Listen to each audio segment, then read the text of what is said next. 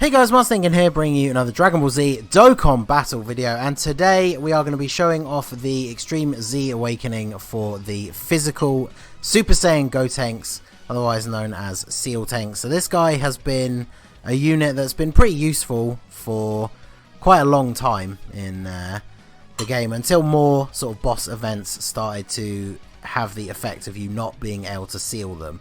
And he was a pretty decent unit in terms of damage. His passive literally before his Extreme Z Awakening was just attack 100% when performing a super attack. So it's gotten a little bit more complicated now.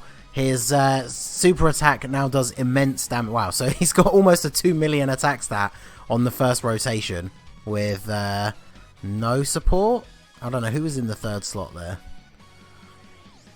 Let's see who we've got coming up next. Yeah, so pretty much the only support unit you have on the Fusion team really is Pandel, and she was not on the rotation. So 2 million attack stat from the start is pretty crazy. He now gets a 120% boost, and he does immense damage whilst also still sealing super attacks.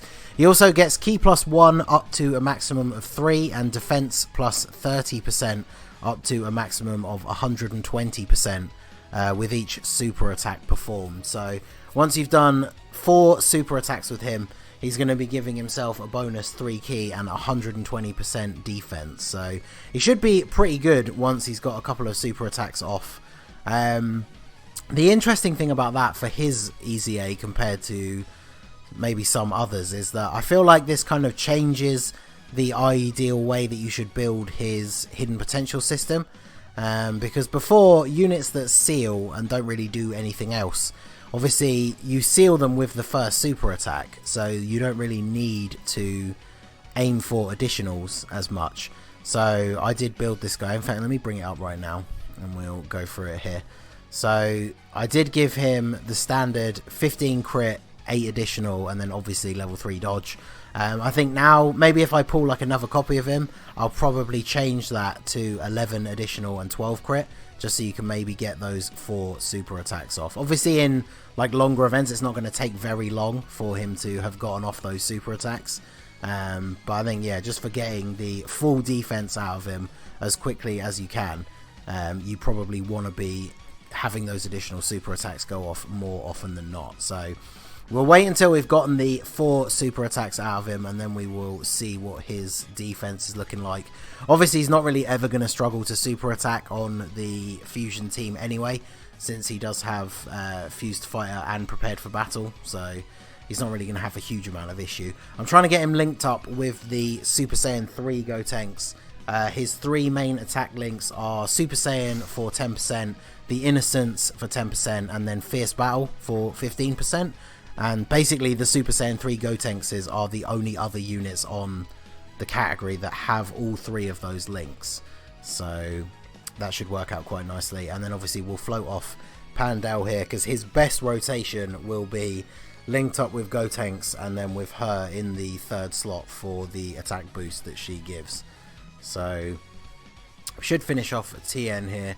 I've only gotten the 2 super attacks with Gotenks so far, so we just need to see 2 more to get his maximum defense. His leader skill definitely has gotten a huge improvement as well. After the EZA, it becomes all types Ki +3, HP attack and defense 77%, which is actually pretty good for an all types leader skill. So let's see, we're up to, so he's got 62,000 at the moment. That's not terrible.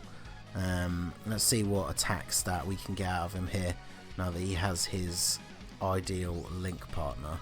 And obviously because he doesn't have over in a flash, he's a really good link partner for the Super Saiyan 3 Gotenks, because as you can see with this rotation, it makes it easier to try and get the 11 Ki super with the Super Saiyan 3 Gotenkses, rather than so many units on the Fusion team have over in a flash that if you put Super Saiyan 3 Gotenks with anyone else, it's going to be very difficult to not get 12 Ki with them. So we did get an additional super with Gotenks, so we've now super attacked 4 times. So the next time he comes onto rotation, we can have a quick look at his defense, and that should be the highest we'll be able to get it to. Pandel only gives attack with her support passive and not defense, so Let's get through this rotation quickly. Shouldn't have much of an issue since I'm sure the Goku and Vegeta should finish off Piccolo here pretty quickly.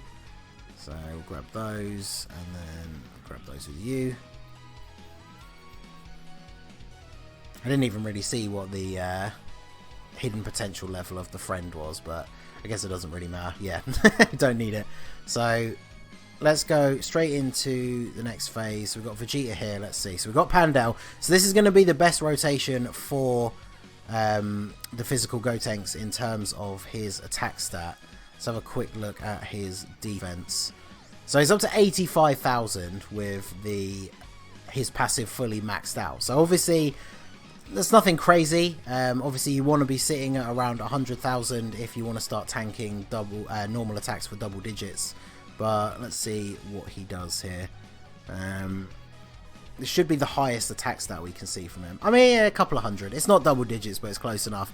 But damn, he's up to 2.5 million attack stat, which is pretty crazy considering he's not normally someone you would think of as being a big damage dealer on your team. So obviously any events where the enemy can actually be sealed, it's going to be really useful to bring this guy along.